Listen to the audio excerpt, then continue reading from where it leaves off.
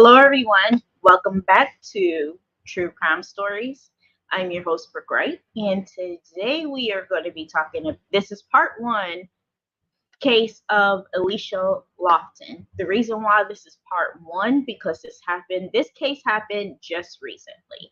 It happened back in August. Well, I'm saying back in August. It happened August 15th. She was murdered by her husband. So this case really struck a nerve. So this was on Thursday morning on, let me see if this right, 15. No, 17. It was on the 17th. So it was last week on Thursday the 17th. So police responded Thursday morning to calls of an unresponsive woman with multiple gunshot wounds next to home on Union Avenue Southeast near Oakdale Street. When they arrived, they found Alicia Lofton, 38, dead. Her husband, Marcus Lofton, 42, was arrested the same day and has been charged with open murder and felony firearm for allegedly shooting and killing her. I don't know why they say allegedly, even though we know he did it. But I want to stop right there. And if you're in an abusive relationship and need help, call the National Domestic Violence Helpline at 800-799-7233. So, okay, a document goes on to say that Marcus Lofton said he and his wife argued that Thursday morning and he grabbed her pistol from the drawer.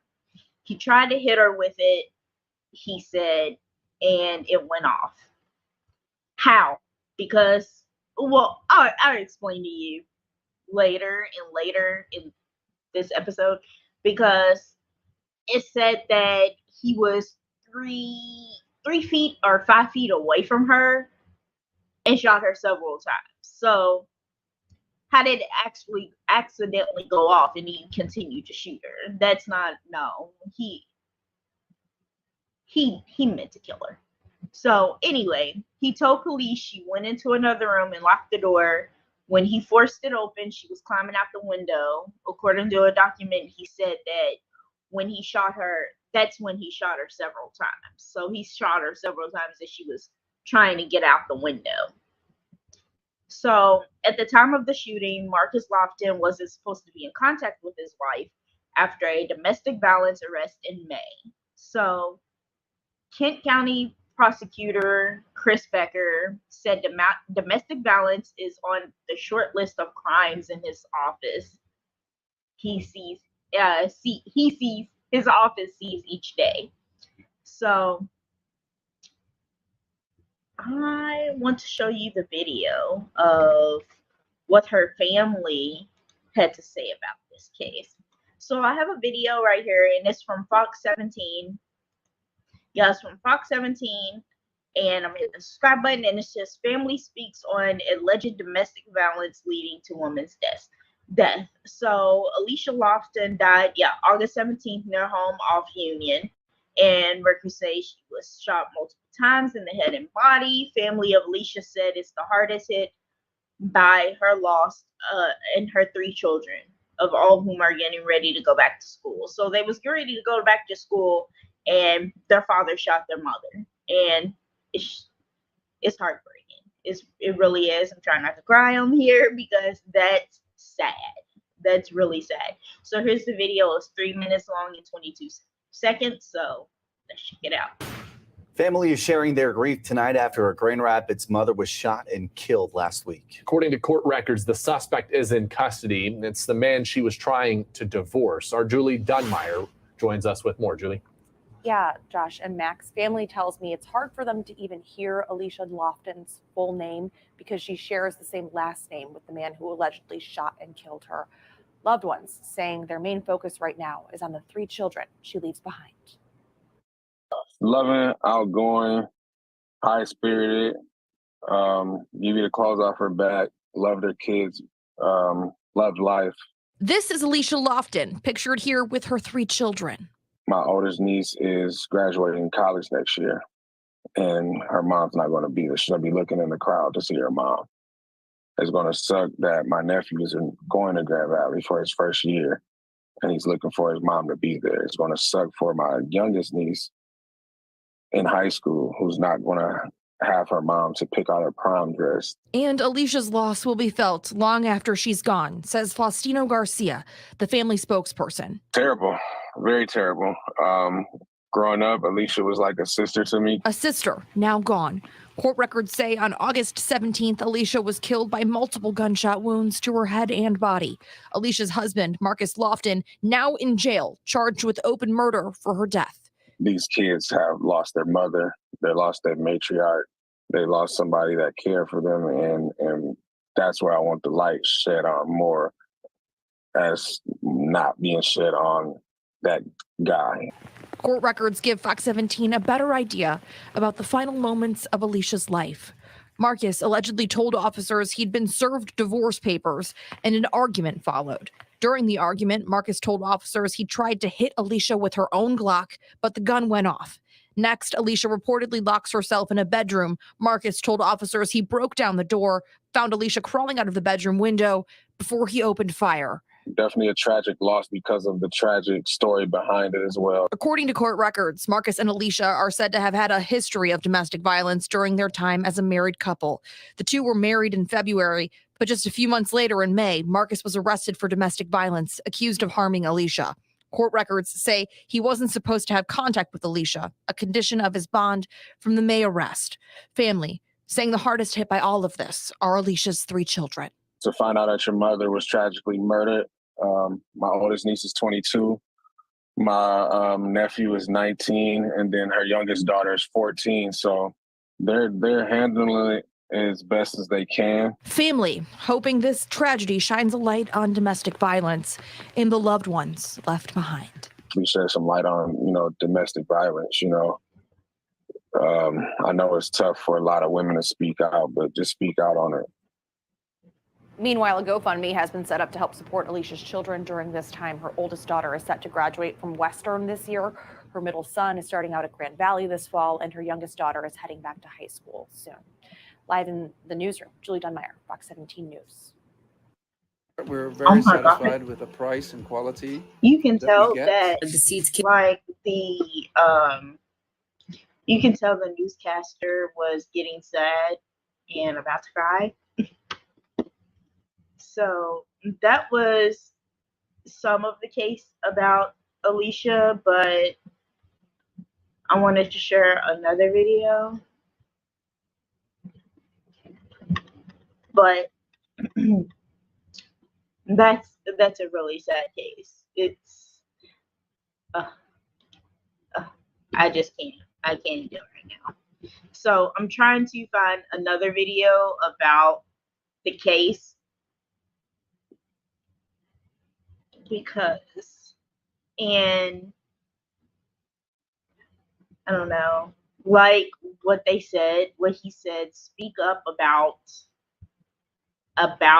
the domestic violence, speak up about domestic violence, because there are people out there, men and women, who get abused in relationships. So just letting you know, it's men and women who get abused in relationships, and some do die. And it's sad. It really is. So Alicia, they have set up a GoFundMe for the children, and I am going to post that in the next part 2 whenever I get a little bit more information. Because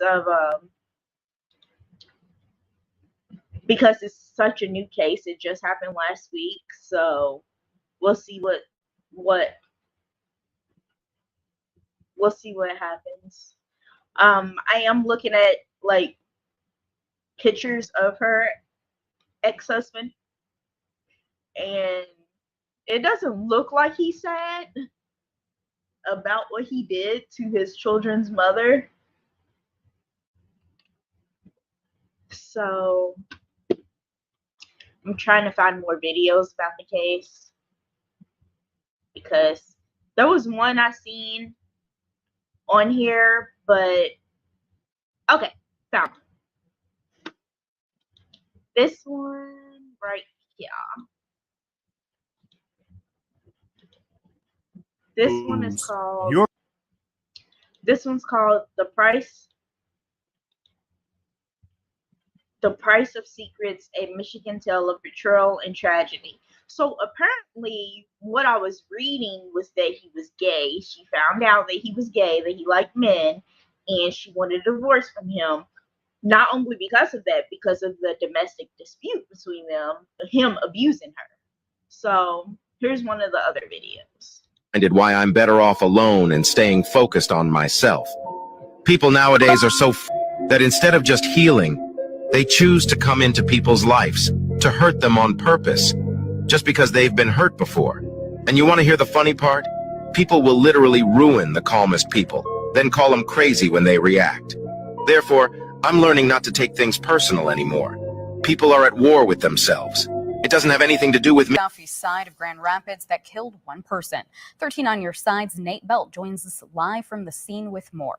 8 this morning. When officers arrived, they found a woman dead inside the home here. The suspect wasn't found immediately, but Winstrom says they were able to track that person to the northeast side of Grand Rapids. That's where they were taken into custody. It's okay to be yourself.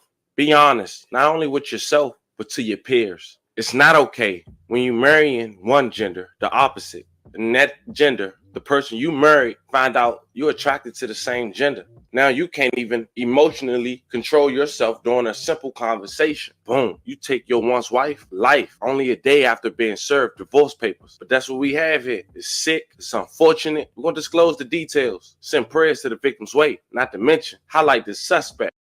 Does he need to be called out on his actions? But first, remember, I don't give you no angle. I just give you the story. So with that being said, make sure you like, comment, and subscribe. We'll jump right to it. To all my Detroit family, I will not get this man mixed up with you guys in this video. Family, we're going to Grand Rapids, Michigan.